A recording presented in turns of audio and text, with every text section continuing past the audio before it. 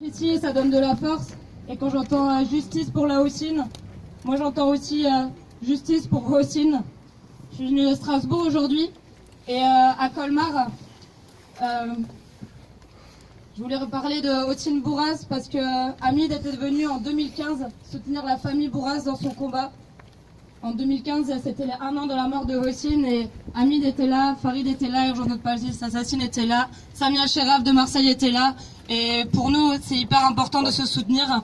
Moi, je fais pas partie de la famille, mais en tout cas, la famille Bourras prépare le mariage de la fille Bourras, de Ferdaous, qu'elle était là à la marche aussi. Et c'est pour ça qu'ils sont pas là aujourd'hui. Et sinon, elle sera là à vos côtés, à nos côtés. Haussine Bourras, c'était le 26 août 2014. Il était en situation de transfert de la prison de l'Elzo au palais de justice de Colmar. Et sur le chemin, le gendarme qui conduisait la voiture s'est arrêté et il lui a logé une balle dans la tempe, alors que Haussine était menotté. Et pour moi, c'est vraiment important. Justice pour la Haussine, justice pour Haussine, justice pour toutes les familles et le combat continue.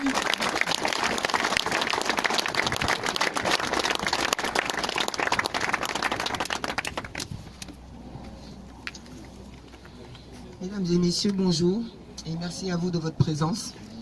Je suis là pour représenter Lamine Dieng qui a été tué en 2007. Il a été étouffé par 8 policiers du 20e arrondissement. Lamine était menotté également. Il avait les jambes attachées par une ceinture de contention en cuir. Il était plaqué au sol pendant 30 minutes et ces policiers se sont agenouillés sur lui pendant ces 30 minutes jusqu'à ce qu'il meure étouffé. Il a vomi pendant qu'ils étaient sur lui. Il a respiré son vomi. Les médecins légistes ont relevé plus de 30 hématomes, dont une dizaine sur la tête. Les médecins légistes ont dit que la cause de la mort de Lamine, c'est une asphyxie mécanique par suffocation. La suffocation est due à l'appui facial contre le sol avec pression du sommet de la tête. Le juge a prononcé un non-lieu 7 ans après. Nous avons fait appel. 1 an après, le non-lieu a été confirmé. On a encore fait appel. Et donc, depuis juin 2015, on est à la Cour de cassation. Donc là, ça va faire bientôt 10 ans que Lamine a été tué et on est toujours en justice. Lamine n'est pas le seul, comme vous pouvez le voir. Je vais vous parler d'une autre famille, une autre victime. Mahamadou Marega a reçu plusieurs coups de taser, une vingtaine de coups de taser, dont une dizaine en contact direct. Il est mort entouré par 4 policiers dans un ascenseur, face contre terre. La famille a porté plainte. La famille s'est constituée partie civile.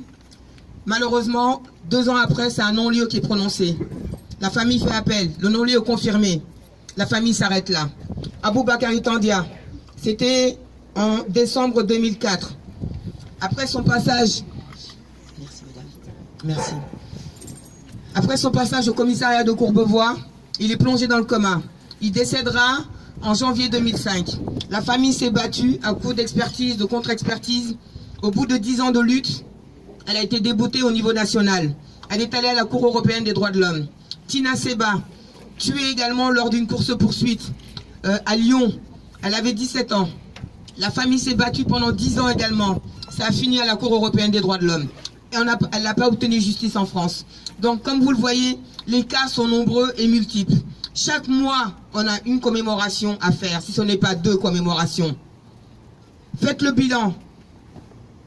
C'est énorme. Et à chaque fois, ce sont des non-lieux. Comme le disait Amal, c'est le permis de tuer qui était de facto. C'est-à-dire, dans les faits, c'était l'impunité systématique, systémique. Aujourd'hui, avec la loi qui vient de passer, ça devient officiel. Donc, le seul moyen que nous avons de résister à ces violences d'État, à ces crimes d'État, j'appelle ça crime d'État parce que c'est le pouvoir de l'État qui permet à ces policiers de nous tuer. Et c'est également le pouvoir de l'État qui les absout, qui fait qu'ils sont placés au-dessus de la loi, que la loi ne s'applique pas à eux. Sachez que le code pénal prévoit que lorsqu'un fonctionnaire de police prend une vie, c'est 20 ans de réclusion criminelle. 20 ans de prison normalement. Cette loi n'est jamais appliquée. Elle n'est jamais appliquée. Pourquoi? Parce que les criminels portent l'uniforme. Et que donc, ça les place au-dessus de la loi. Donc, quand les magistrats protègent les criminels sous prétexte qu'ils portent l'uniforme, et que les politiques soutiennent également les criminels parce que ce sont des policiers, que reste-t-il aux victimes? Qui protège les victimes? Ben nous, voilà. Chacun d'entre nous a sa responsabilité. C'est la société civile seule qui peut mettre la pression sur l'État et sur les magistrats, de sorte à les obliger à appliquer la loi sur les policiers. De la même manière que la loi s'appliquerait si c'était l'un d'entre nous qui avait tué quelqu'un. C'est pour cela que mes camarades, mes amis, les familles qui sont passées avant moi, vous appellent à la mobilisation. Et j'appuie cet appui. Chacun d'entre nous, nous avons tous besoin les uns des autres. Si la société civile ne fait rien, hier c'était nos frères, demain c'est peut-être nos enfants, et ensuite nos petits-enfants. Pour que chacun d'entre nous puisse vivre sereinement, en sécurité dans ce pays, il faut que chacun d'entre nous se mobilise. Que l'on descende. Quand il y a une opération de police, ne laissez pas la personne seule avec les policiers. Restez là. Chacun est équipé d'un téléphone portable qui filme, qui prend des photos, filmez et photographiez. Votre simple présence suffira peut-être à sauver la vie de cette personne. Le fait qu'il y ait du monde qui regarde, ça les calme. Mais quand la personne est seule avec eux, elle n'a aucune chance de s'en sortir. Donc voilà, il faut qu'on s'organise. Cette marche-là, c'est une commémoration, certes, mais il faut qu'au-delà, il y ait autre chose, qu'il y ait quelque chose de plus, une construction. Je ne sais pas comment le dire, c'est-à-dire qu'il faut qu'il y ait une solidarité au niveau local, que les uns et les autres, on se soucie les uns des autres, que, je ne sais pas comment le dire, ça me semble tellement évident que je ne sais même pas comment le verbaliser en fait. Mais vraiment, le seul moyen de se protéger contre cet État raciste et cette police raciste et cette police xénophobe, c'est la solidarité au niveau de la population. Merci de m'avoir écouté.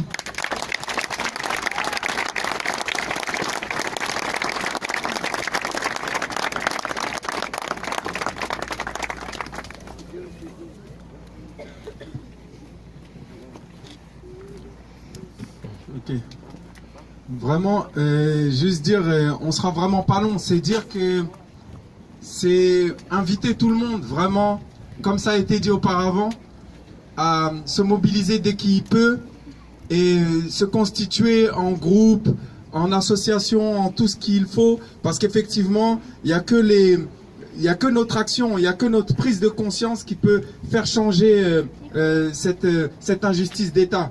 Et donc vraiment, on ne sait pas combien chaque groupe durera, mais vraiment on souhaite du courage à n'importe quel groupe, quel que soit son nom, son étiquette, sa couleur, son origine, du moment qu'elle combat dans la même direction, même si c'est avec des méthodes différentes, même si c'est des chemins différents. L'essentiel c'est qu'on arrive au même objectif au final. Et vraiment, donc voilà, soyons, même si, comment dire, on a différentes manières de voir, le plus important c'est de ne pas nous tirer nous tirer dans les pattes et vraiment de converger vers un même sens. Peu importe la manière, l'essentiel c'est de les faire plier, parce que vraiment, une chose est sûre, nous sommes les plus forts. La seule chose qui leur permet de nous dominer, c'est leur capacité à nous diviser, leur capacité à nous faire croire que nous sommes inférieurs à eux, mais nous avons le pouvoir en nous et nous vaincrons. Voilà.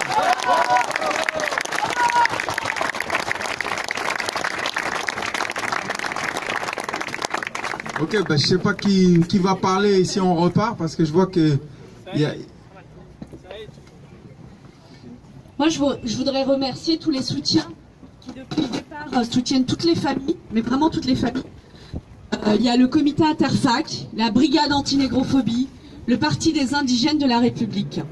Nous, ce qu'on dit depuis le départ, nous, familles de victimes, c'est qu'on a besoin de tous les soutiens, quels que soient les soutiens qui sont.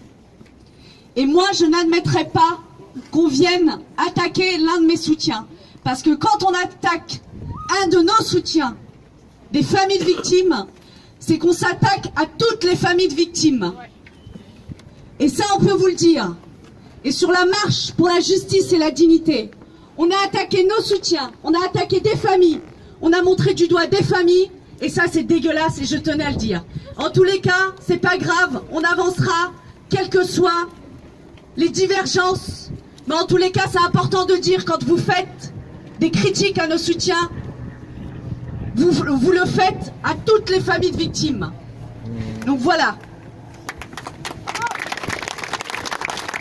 Franchement, merci à toutes ces familles qui sont venues de très loin. Il y a Saïd qui veut parler. Un petit mot au nom du Front Uni des immigrations et des quartiers populaires pour nous dire à tous, de manière pleine d'émotion, que rien ne passera tout seul. Ma première manifestation contre un crime raciste, c'était en 1975. Ceux qui pensent que le temps va amener la solution tout seul se trompent. Nous sommes devant des crimes qui sont systémiques. Ce sont les missions que l'on donne à la police. Ce sont les discours qui sont tenus sur les quartiers populaires. Ce sont les débats idéologiques et politiques qui passent dans les médias qui amènent ces policiers à se sentir autorisés à nous tuer. La seule chose qui peut arrêter ces meurtres, c'est notre mobilisation massive et unie. Rien ne bougera si nous ne sommes pas capables de créer du rapport de force dans toute la France, si nous ne sommes pas capables de dévier les pièges de la division, si nous ne sommes pas capables d'être comme les 5 doigts d'une main, à la fois divers et capables de taper ensemble. Bravo, bravo.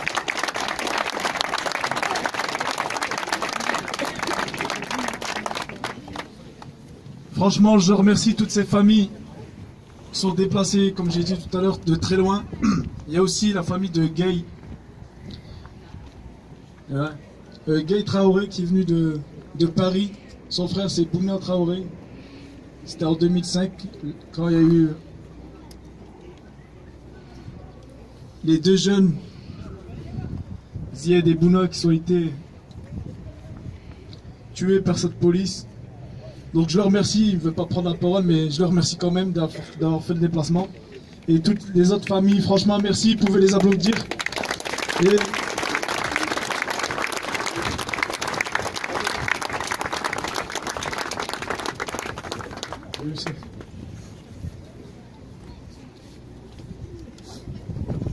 Et franchement, je leur remercie. Là, on va partir. On a fait un petit, un grand petit buffet. Un moyen alors. Un moyen histoire de reprendre des forces. On va laisser la parole à Youssef.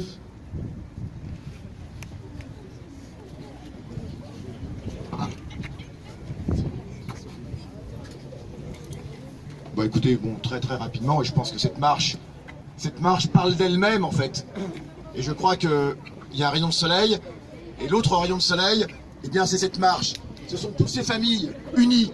Et ces familles unies, eh bien elles établissent un mur solide, un mur de béton, et c'est ce mur qui arrêtera les balles de la police. C'est uniquement ce mur uni que nous vaincrons. L'État n'a encore jamais vu cela. Un tel regroupement de familles qui est en train de s'établir aujourd'hui. Et c'est cela qui nous donne de l'espoir. Je parle aussi pour les jeunes. Tout à l'heure, ça a été évoqué. Il est extrêmement important qu'il y ait des jeunes aujourd'hui, ici, et il y en a beaucoup, parce que ce combat, il n'est pas uniquement fait pour rendre justice aux familles, c'est déjà très important.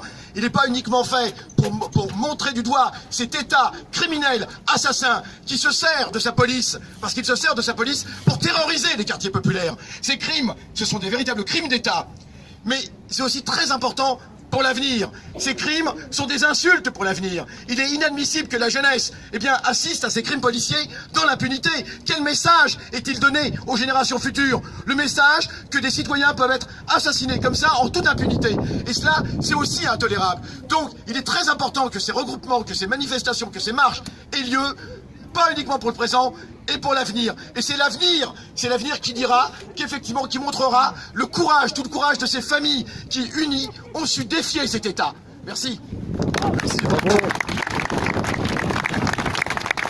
Un dernier mot. Franchement, je vous remercie tous, ceux qui nous ont aidés, réellement et virtuellement. Je vous remercie tous, car c'est un long combat. Ils pensent que c'est la dernière marche, mais non, il y en aura d'autres. Donc franchement, merci à tous les collectifs et merci à Amal. Vous pouvez l'applaudir. C'est un grand exemple.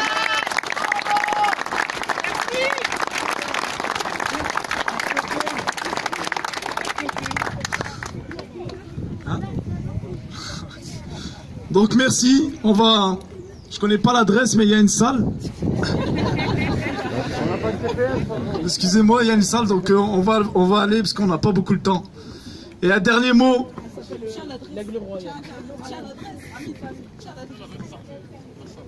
La salle, c'est l'Aigle Royal, 24 rue de la Libération. Ça a. C'est à Courrières, 24 rue de la Libération. Venez tous, on vous invite tous. Venez prendre de la chaleur humaine. Et un dernier mot pour les poulets. On vous lâchera pas, sachez-le. Vous pouvez mettre la pression ils la boivent. Donc on vous lâchera pas. On lâchera rien, sachez-le.